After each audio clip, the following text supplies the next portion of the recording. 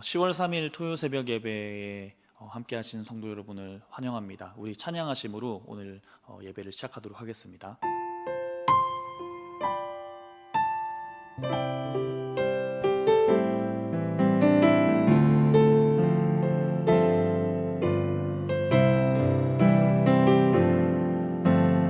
내 안에 가장 귀한 것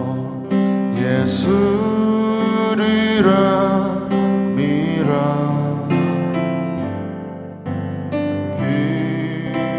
기민보다 더 귀한 것 예수리라 미라 세상 지식보다 귀한 것 예수를 알미라 내 안에 가장 귀한 것 예수를 알미라 예수의 이름 존귀한 그 이름 예수의 이름 능력의 그 이름 내 안에 가장 내 안에 가장 귀한 것 예수를 알리라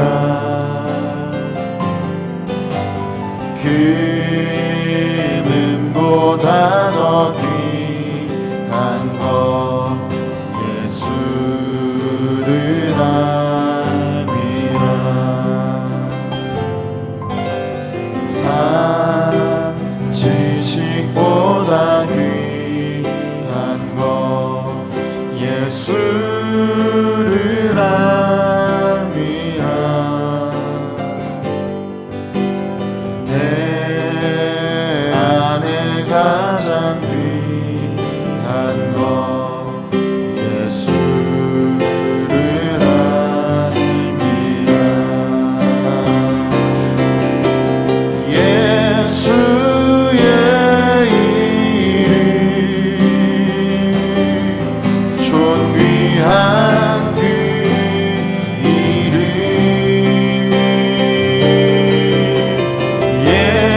예수의 이름 능력의 그 이름 예수 이름 예수의 이름 존귀한 그 이름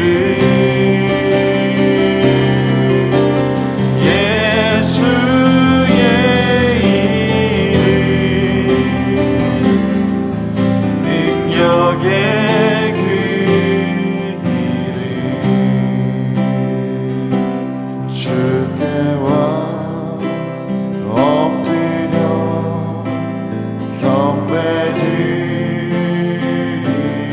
경배드립니다 주 계신 곳에 기쁨 가득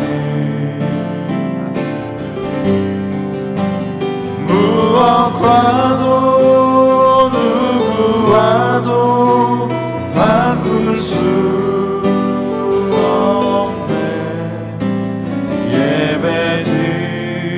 예배드림이 기쁨 됩니다 주께 와 엎드려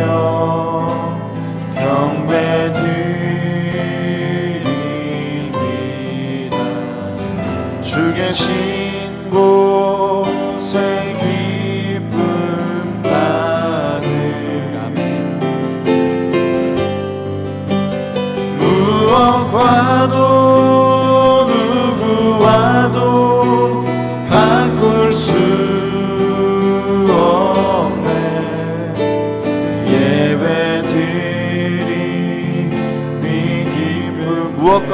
누구와도 하나님 무엇과도 누구와도 바꿀 수 없네. 예배드리 네 기쁨 됩니다.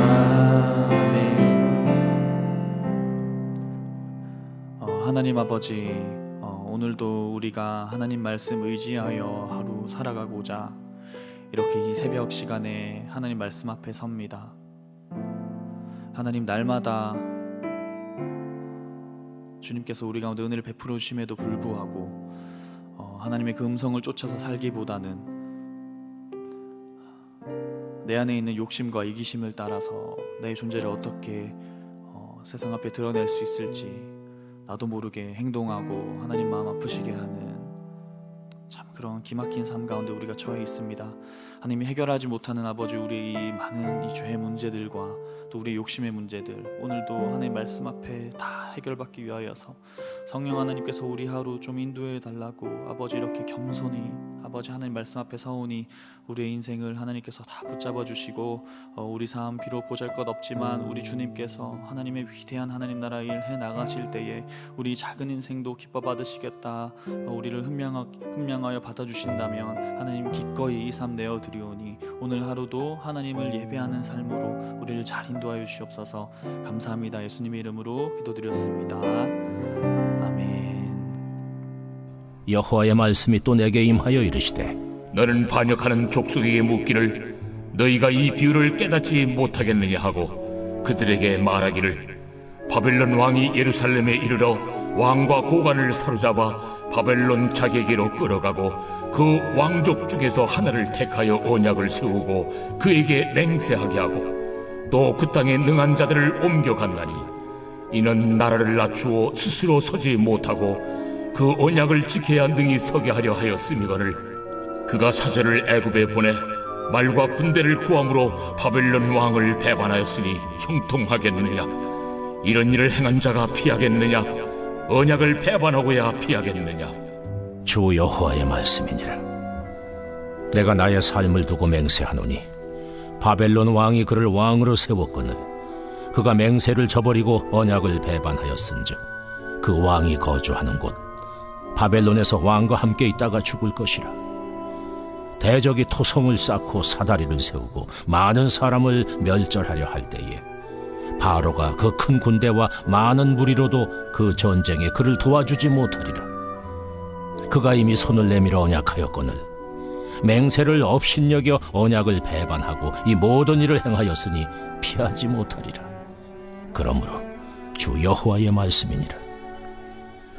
내가 나의 삶을 두고 맹세하노니 그가 내 맹세를 업신여기고 내 언약을 배반하였은즉 내가 그 죄를 그 머리에 돌리되 그 위에 내 그물을 치며 내 올무에 걸리게 하여 끌고 바벨론으로 가서 나를 반역한 그 반역을 거기에서 심판할지며 그 모든 군대에서 도망한 자들은 다 칼에 엎드러질 것이요 그 남은 자는 사방으로 흩어지리니 나 여호와가 이것을 말한 줄을 너희가 알리라. 주 여호와께서 이같이 말씀하시되 내가 백향목 꼭대기에서 높은 가지를 꺾어다가 심으리라. 내가 그 높은 세 가지 끝에서 연한 가지를 꺾어 높고 우뚝 솟은 산에 심되 이스라엘 높은 산에 심으리니 그 가지가 무성하고 열매를 맺어서 아름다운 백향목이 될 것이요 각종 새가 그 아래에 깃들이며 그 가지 그늘에 살리라. 들의 모든 나무가 나 여호와는 높은 나무를 낮추고 낮은 나무를 높이며 푸른 나무를 말리고 마른 나무를 무성하게 하는 줄 알리라. 나 여호와는 말하고 이루느니라 하라. 자, 우리는 이제 어제 새벽 예배를 통해서 이 에스겔 17장에 등장하는 하나님께서 우리 가운데 이 이스라엘 가운데 주시는 비유를 통한 예언, 이 예언이 어떤 것인지를 우리는 살펴봤습니다. 이 예언을 간단히 되짚어보자면 이제 하나님의 고발, 하나님의 이스라엘 백성을 향한 질문이 숨겨져 있는데요. 너희는 바벨론과의 약속을 지키지 않았다. 너희는 바벨론과의 약속을 왜 지키지 아니하였는가 하는 하나님의 또 고발이 담겨 있는 것이죠. 이 고발의 역사적 상황을 조금만 되짚어 본다면 이제 애굽과 바벨론이라는 이런 두 열강들 사이에서 유다가 끼어 있었죠. 그 끼어 있는 중간에 특별히 바벨론의 간섭을 받는 그런 동맹을 하게 됩니다. 그런데 이제 바벨론의 뜻대로 여호야김 왕도 폐위시켰고 또 여호야긴 왕도 폐위시켰고 곧이어서 이제 시드기야 왕이 세워지게 됩니다. 그리고 시드기야 왕과 바벨론은 바벨론을 위해서 이 유다를 잘 다스릴 것과 그리고 바벨론을 향하여 반역을 꾀하지 않을 것과 그리고 애굽과는 어떠한 우호 관계도 맺지 않을 것을 약속하는 등의 내용을 바탕으로 이 동맹적인 맹세를 하게 됩니다. 그러나 유다는 원래 애굽과의 어떤 세력, 애굽의 세력을 의지하면서 오래도록 나라를 다스려 왔었거든요. 그리고 또한 이 애굽을 통해서 바벨론의 영향권으로부터 벗어나려는 시도를 많이 해왔기 때문에 약 8년간의 이 상호 원조 동맹을 지켜오다가 드디어 이 애굽의 도움을 요청함으로써 이 바벨론을 극복할 수 있을 것이라는 기대를 가지고 이 동맹을 마침내 깨뜨리게 됩니다. 애굽으로 돌아서게 된 것이죠. 이제 이 사건을 빌미로 바벨론은 시드기야 유다를 공격하게 되고 그로 인하여서 이제 함께 전쟁에 참여했던 애굽을 바벨론이 이기게 되고 곧이어서 유다까지 침략해서 유다도 다 이제 무너뜨리는 그런 일의 사건을 발생시키는 발단이 여기서 시작되는 것입니다. 이 당시 때 활동하던 이제 선지자가 저희가 잘 아는 예레미야 선지자와 에스겔 선지자인 것이죠. 그런데 재밌는 것은 이제 하나님의 이 고발의 질문에 대해서 저희가 역질문을 한번 해볼 수 있을 것 같습니다. 그렇다면 바벨론은 과연 이스라엘과의 이 어떤 약속을 잘 지켰는가? 하나님 지금 우리 본문을 통하여서 이스라엘 백성들아 너희는 바벨론과의 약속을 지키지 않았다고 고발하고 계시는데 그렇다면 바벨론은 과연 이스라엘과의 약속을 잘 지켜왔는가를 우리가 한번 되물어볼 수 있겠죠.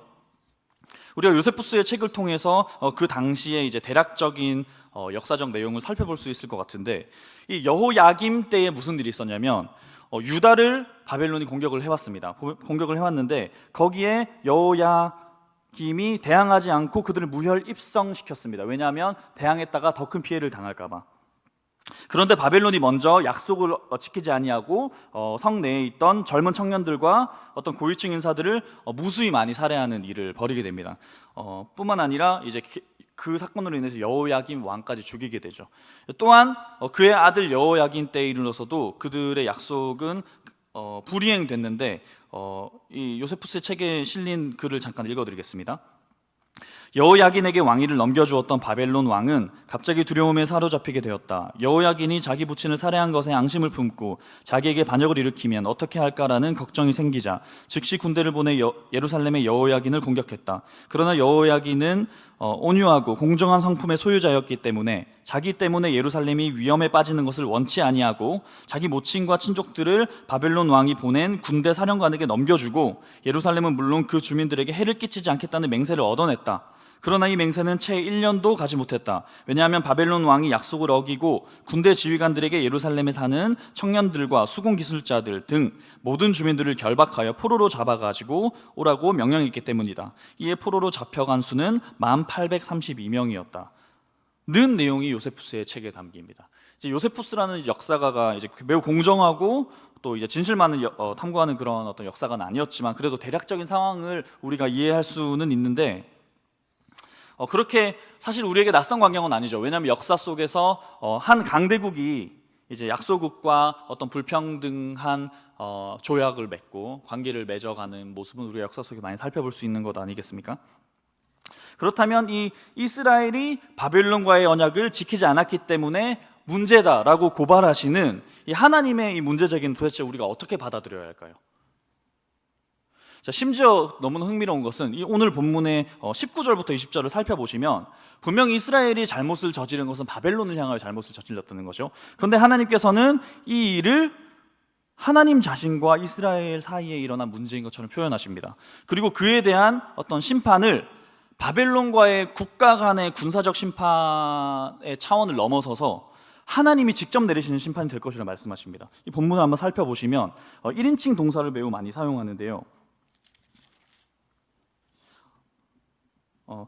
그가 내 맹세를 업신여기고 내 언약을 배반하였은지 내가 그 죄를 그 머리에 돌리되, 이 돌리되는 동사부터 시작해서 내가 내 그물을 치며 내 올무에 걸리게 하여 끌고 바벨론으로 가서 나를 반역한 그 반역을 거기에서 심판할지며 하는 모든 단어들이 이제 1인칭으로 쓰였다는 것이죠. 하나님께서 이스라엘 국가와 나와의 있는 관계 속에서 일어난 문제로 받아들이시며 심판의 주체자가 되겠다고 말씀하시는 겁니다. 자, 우리는 지금까지 이 내용을 통해서 도대체 하나님은 왜 이토록 이스라엘과 바벨론과의 이 언약적 문제를 중요하게 여기고 계시며 이것이 깨어진 것을 이렇게 심각하게 말씀하고 계시는가를 계속해서 우리가 살펴볼 수 있을 것 같습니다. 이 문제의 핵심을 살펴보자면 사실은 이제 조금 다른 시각에서 우리가 바라봐야 할 필요가 있는데, 한마디로 표현하자면 이스라엘의 비신실성으로 인하여서 일어난 문제다라고 우리가 성경을 통해서 알 수 있습니다.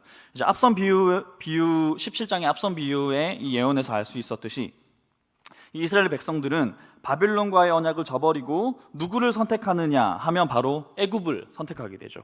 그런데 그들의 이러한 바벨론을 향한 비신실성은 사실은 누구를 향한 것이기도 했냐 하면 바로 여호와 하나님을 향한 비신실성이기도 했다는 것입니다. 이것이 굉장히 놀라운 포인트인데, 이스라엘 백성들은 그저 바벨론과의 언약을 비신실히 이행했고 이제 애굽을 선택했을 뿐인데, 하나님께서는 그것을 자신과 이스라엘 백성들의 관계 속에서 해석하시기 시작하시며 너희는 나와의 언약에 비신실이 됐다고 받아들이고 계신다는 것이죠.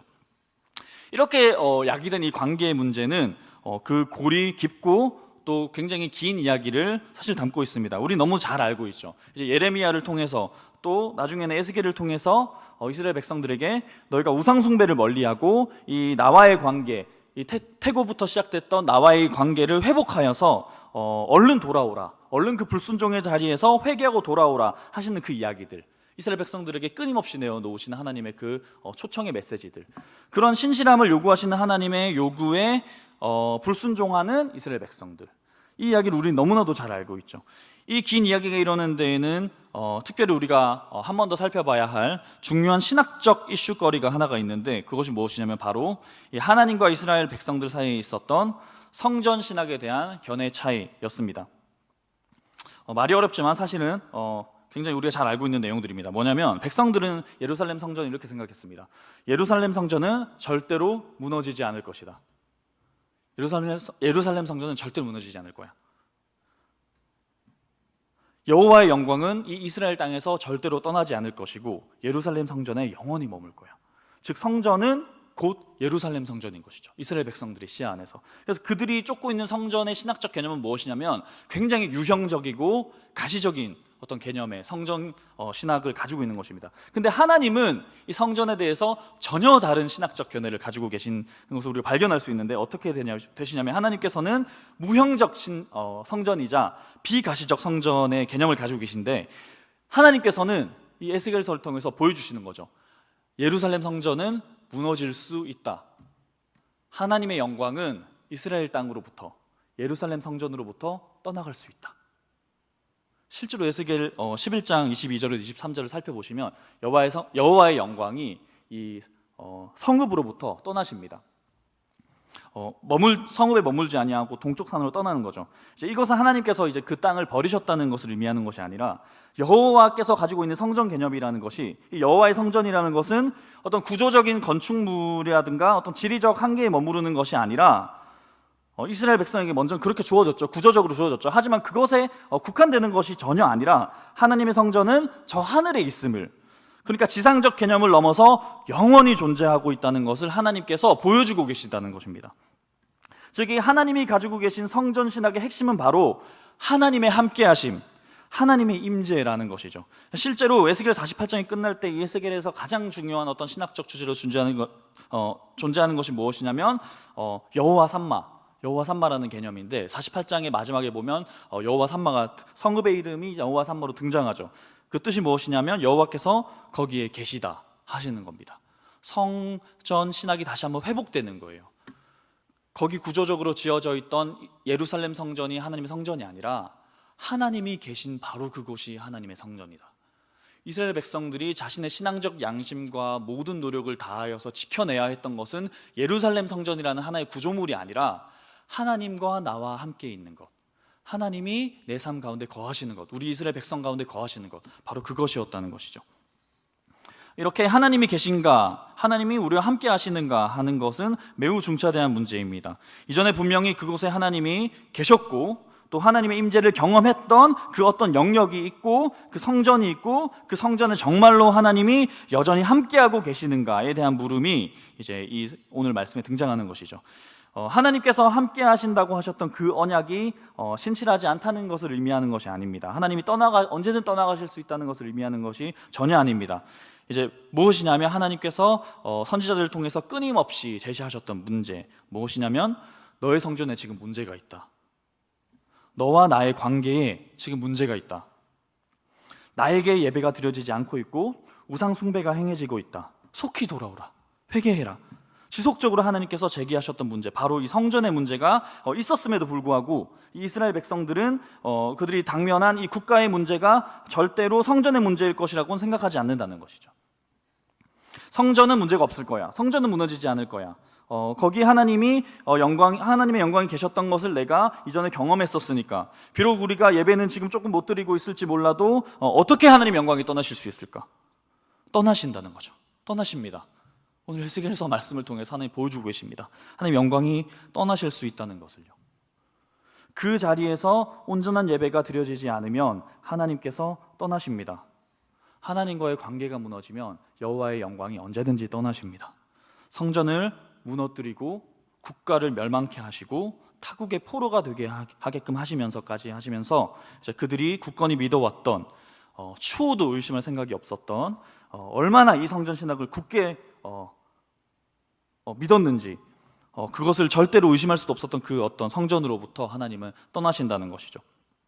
이스라엘 백성들이 성전 신학을 얼마나 굳건하게 믿었냐면 이제 예레미야 28장을 보면 하나냐가 나오는데, 하나냐가 예레미야와 스바냐가 반대했음에도 불구하고 하나냐는 백성들에게 이 신학을 계속해서 주입시킵니다. 예루살렘은 절대로 무너지지 않을 거야. 예루살렘 성전은 하나님께서 끝까지 지키실 거야. 이스라엘 백성들은 이것을 계속 믿고 싶었다는 것이죠. 그럼에도 불구하고 이렇게 그들의 너무나도 튼튼했던 이 신앙적 영역, 이 성전에 대한 믿음을 하나님께서 완전히 오늘 무너뜨리시는데, 그래서 하나님께서 그를 통해서 알려주시는 거죠. 성전은 그런 게 아니다. 진짜 성전은 거기 있는 게 아니다. 나의 영광은 거기 있는 것이 아니다 하고 말씀하시는 겁니다. 놀랍게도 에스겔 11장 16절을 살펴보면 하나님께서 이렇게 얘기하십니다. 그런즉 너는 말하기를 주 여호와의 말씀에 내가 비록 그들을 멀리 이방인 가운데로 쫓아내어 여러 나라에 흩었으나 그들이 도달한 나라들에서 내가 잠깐 그들에게 성소가 되리라 하셨다 하고.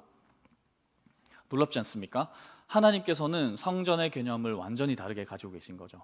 이스라엘 백성들이 자신들이 가지고 있던 이 고유한 신앙적 영역, 절대로 무너지지 않을 것이라 자존심을 가지고 지켜왔던 이 성전이 무너뜨려지고 국가가 멸망하게 되고 타국에 하나님을 알지도 못하는, 하나님 예배하게 하지도 못하는 어떤 그런 나라로 잡혀가서 포로 생활을 긴 시간 하고 있음에도 불구하고 하나님께서는 너희의 예배에 아무런 문제가 없다고 얘기하시는 거예요.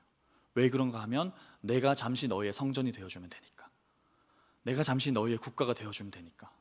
진짜 성전은 내가 거하는 그곳이 성전이기 때문에 오히려 너희가 지금 우상화하여서 너희가 잘못되게 믿고 있는 저 구조화된 성전이 무너진다 할지라도 그것이 무너짐으로 인하여서 진짜 성전인 하나님을 바라볼 수 있게 된다면 괜찮다. 내가 나의 영광이 잠시 그 성전을 떠나서 저 성전이 무너지고 진짜 하나님의 영광을 바라볼 수 있게 된다면 괜찮다. 오늘 말씀하고 계신 겁니다. 이스라엘 백성들은 이 성전에서 가장 중요한 것은 하나님이 계시는가 하는 문제라는 것을 하나님 그분 자체가 가장 중요하다는 것을 전혀 몰랐습니다. 그래서 성전은 늘 성전 그대로일 것이라고 생각해 왔습니다. 하나님이 떠나실 수 없다고 생각했던 거죠. 그러나 그것은 큰 착각이었습니다. 참 성전은 그들에게 귀속된 것이 아니었고 그들이 참 성전에 귀속되어야만 하는 것이었습니다. 성전은 절대로 무너지지 않을 것이라고 믿었던 그들의 이 불가침적 신앙은 그들의 삶을 기형적으로 형성시켰습니다. 그래서 하나님께서 선지자들을 통해서 지속적으로 하나님과의 관계의 문제, 예배의 문제를 회복하라고 말씀하셨음에도 불구하고 이 우상 숭배를 멸하고 회복시키는 데 힘쓰고 예배의 문제를 관심을 두고 신경을 쓰는 것이 아니라 이 정치적인 상황에만 눈을 돌리고 있는 것이죠. 어쩌면 유다라고 하는 약소국은 애굽과 바벨론이라고 하는 두 강대국 사이에서 이 국가적 정세를 기민하게 살피면서 시의적절한 외교적 선택을 해내지 않으면 절대로 생존할 수 없는 약자의 현실에 취해 있는 것이 분명한 것 같습니다. 이들의 이런 어떤 정치적 대응은 합리적인 대응처럼 보인다는 것이죠. 그럼에도 불구하고 이 국가적인 문제에 대한 하나님의 해답과 하나님의 솔루션 전혀 다른 곳에 있다는 것인데, 하나님의 해답은 그들이 받아들이지 않았던 이 하나님의 해답은 바로 나와 함께하는 것, 나와의 관계가 회복되는 것, 나에게 온전한 예배가 드려지는 것, 그것이 훨씬 중요하다. 그것이 너의 모든 문제를 회복시킬 거야 라고 말씀하시는 하나님의 또 다른 견해가 있다는 것이죠. 즉, 이 이스라엘 백성들의 이 잘못된 신학적 견해가 주었던 섣부른 확신, 매우 섣부른 확신과 그 확신으로 인하여서 잘못된 솔루션을 가지고 삶을 살아내었던 결과는 바로 심판이었습니다.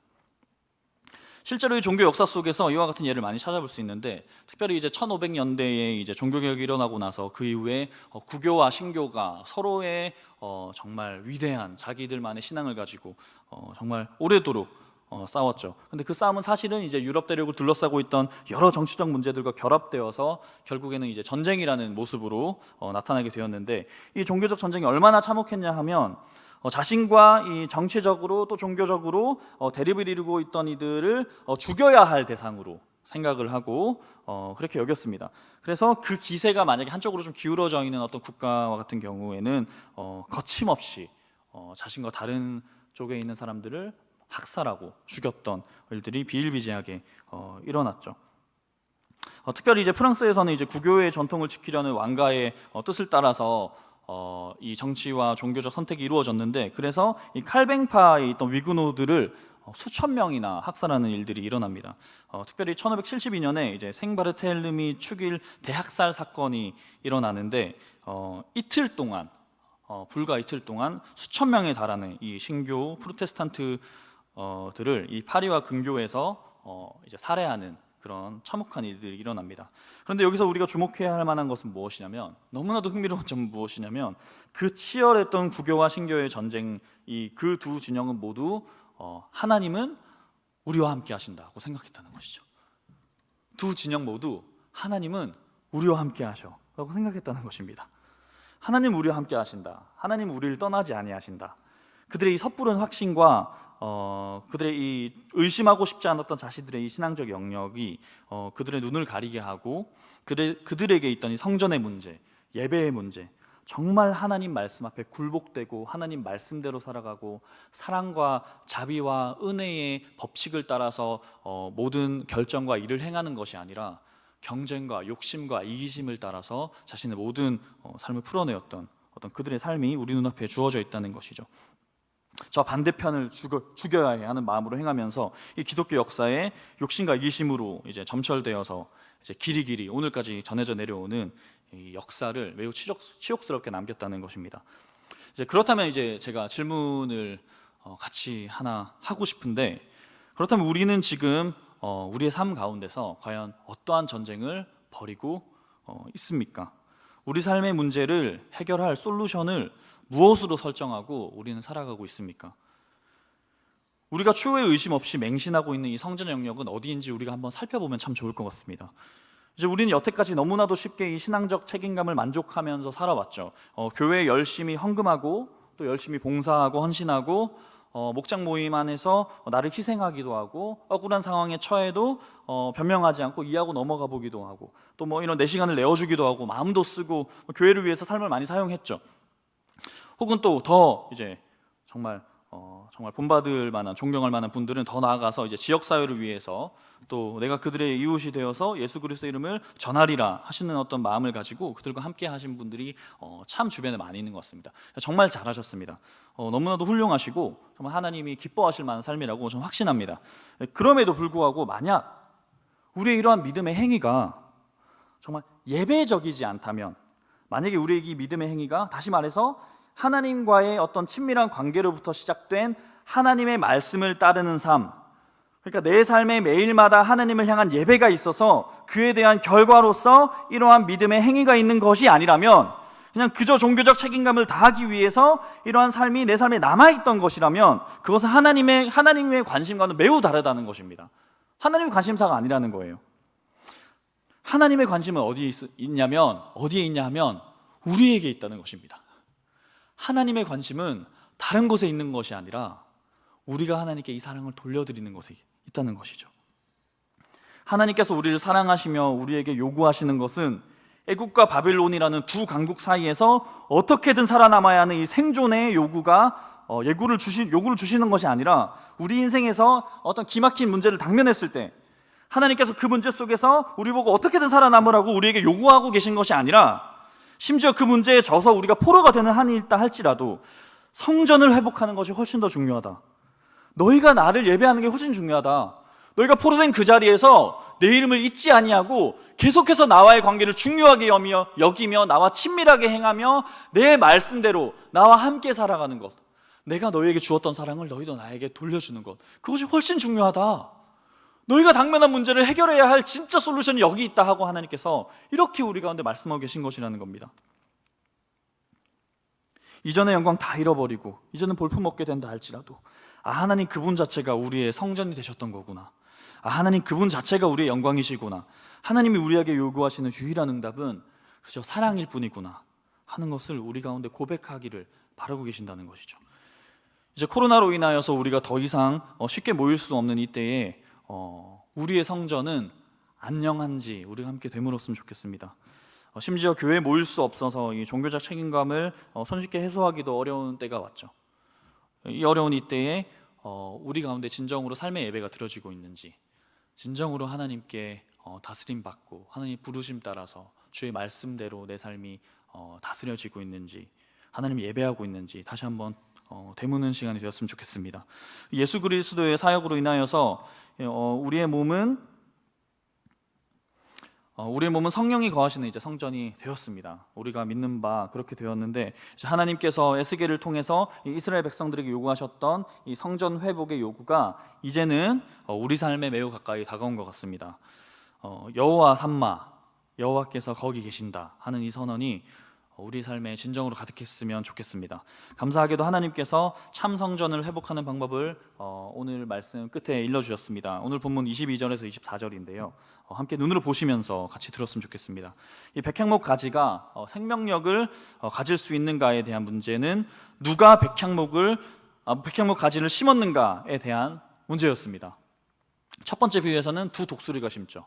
그런데 한 독수리와의 어떤 의리를 지키지 아니하고 다른 독수리로 향했을 때 하나님이 제기하셨던 문제는 너 왜 첫 번째 독수리와의 의리를 지키지 않니 하는 문제 제기가 아니라, 독수리들이 너의 생명을 지킬 수 있다고 생각하니? 진짜 그 독수리들이 너의 뿌리가 마르지 않게 너에게 물을 줄 수 있다고 생각하니? 하는 문제 제기였습니다. 누가 이 나무를 심었는가? 너무나 중요한 문제에 오늘 22절에서 24절까지는 누가 심을 거라고 말씀하시냐면 바로 하나님께서 직접 이 가지를 높은 산 위에 심으실 것이라고 말씀하고 계신다는 겁니다. 그 가지가 그래서 무성하여지고 열매를 맺게 되고 아름다운 백향목이 되어서 각종 새가 그 아래에 깃들며 그늘을 만들 수 있게 되는 그런 큰 나무가 되기까지 하나님께서 책임지고 우리를 키워내시겠다고 하나님께서 오늘 우리 가운데 소망의 말씀을 약속하고 계신 것입니다. 우리가 우리의 삶을 마주할 때에 그것을 어떻게 헤쳐나가야 하는가는 사실 중요한 것이 아닙니다. 어떻게가 아니라 누가 함께하는가, 이 누구라는 물음이 훨씬 중요합니다. 하나님께서 이 누구라는 물음을 되찾으시기 위해서 무엇을 하신지 우리가 너무 잘 알고 있죠. 이 누구와 함께하는가의 질문에 주목하게 하시기 위해서 우리에게 직접 찾아오셔서 자신의 모습을 하나님께서 보이셨습니다. 너희에게 보인 이 나의 모습이 너희에게 필요하다. 내가 너의 삶에 필요하다. 예수님께서 우리 가운데 오늘 말씀하고 계신 것을 우리가 듣고 나아가셨으면 좋겠습니다. 비록 우리의 삶 가운데 패배한다 할지라도 괜찮습니다. 바벨론 그 땅 한가운데 다 무너진 것 같았던 이 성전이 하나님의 하나님 되심으로 말미암아, 하나님의 함께하심으로 말미암아 굳건히 우리 안에 소망이 됨을 우리는 이제는 믿음으로 고백할 수 있습니다. 그러한 하나님의 은혜가 우리 삶에 가득하기를, 이 하나님을 향한 예배가 날마다 회복되는 이 성전의 은혜가 우리 삶에 가득하기를 오늘도 간절히 바라고 소망합니다. 우리 같이 찬양 한번 하심으로 하나님께 나아가도록 하시겠습니다.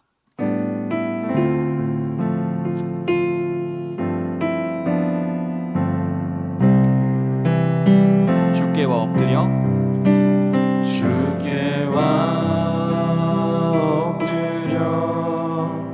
경배드립니다. 주 계신 곳은 기쁨 가득 무엇과도 누구와도 바꿀 수 없네. 예배드림이 기쁨 됨이 주께와 엎드려 다시 찬양하시겠습니다.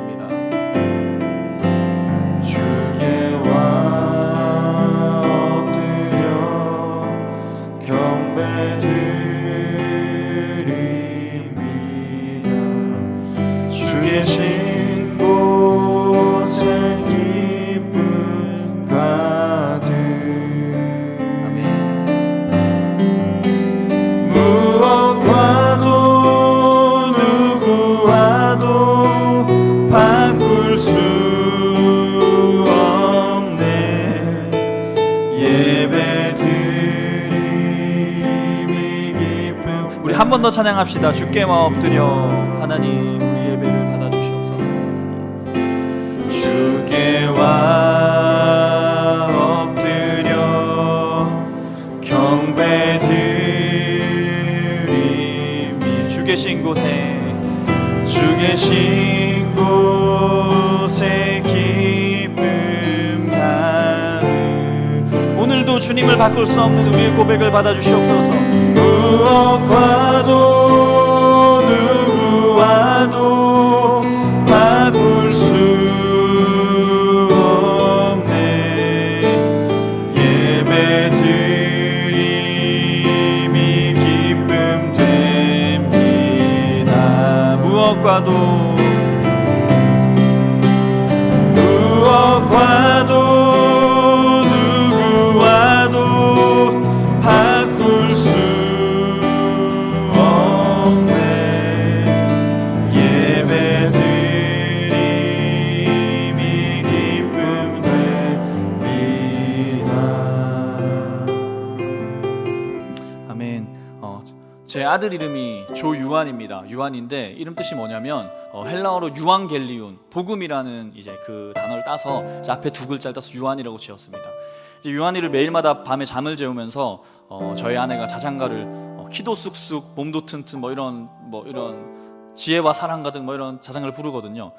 자장가 너무 좋더라고요. 이제 뭐 육체적으로도 크고 이제 이 하나님의 사랑도 커간다. 너무 좋은데 제가 우리 유한이를 재울 때는 어떤 자장가를 불러주면 좋을까?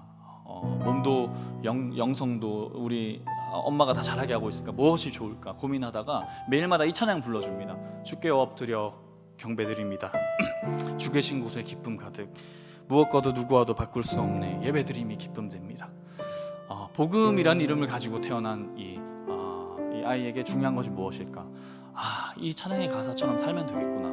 이 찬양의 가사처럼 매일마다 하나님 앞에 가서 예배를 귀중하게 여기면서 하나님 나 다스리시라고, 하나님을 예배하는 거 외에 내 안에 기쁨이 없다고, 내 삶 살아가는 가운데 기쁨 말고 슬픔과 아픔과 애통이 너무나도 많지만 내가 하나님 아버지 앞에 서는 그 순간 그 자리는 성전이 되고 하나님의 나라가 되고 이 복음이 왕성하고 풍성하게 되는 바로 그 자리가 되겠구나. 이 고백 하나 남으면 되겠다는 생각이 들더라고요. 우리 이러한 고백이 우리 삶에, 제 삶에도, 우리 성도님들 삶에도 가득하겠으면 좋겠습니다. 우리 다음과 같은 기도 제목을 함께 기도하셨으면 좋겠는데, 오늘 하루 우리 하나님께서 주신 오늘 하루 살아갈 때에 어떻게 살아내느냐가 아닌 누구와 함께 하느냐의 물음을 던질 수 있도록 같이 기도하셨으면 좋겠습니다. 하나님께서 우리와 함께 하시도록, 그래서 우리 삶을 하나님께 기꺼이 내어드릴 수 있도록 기도해 주시고, 또한 더불어서 이 코로나로 인해서 이 개인의 신앙을 유지하고 이 성숙을 돕던 이 교회당이라는 도구가 사라져서 우리의 삶의 예배가 무너지지 않은가 참 많은 걱정이 됩니다. 그래서 그렇지 않기를 간절히 원합니다. 보이지 않는 성전은 영원한 나라에 여전히 존재하고 있습니다. 그렇기 때문에 작년 이 시간이나 오늘이나 변함없이 우리가 예배 드릴 수 있고 또 하나님께서는 예배를 기다리고 계시죠. 이러한 사실을 기억하시면서 살아가는 우리 모든 성도님들이 되시도록 우리 다 함께 기도하시고 각자의 기도 제목으로 기도하시면 되겠습니다. 다 같이 기도합시다.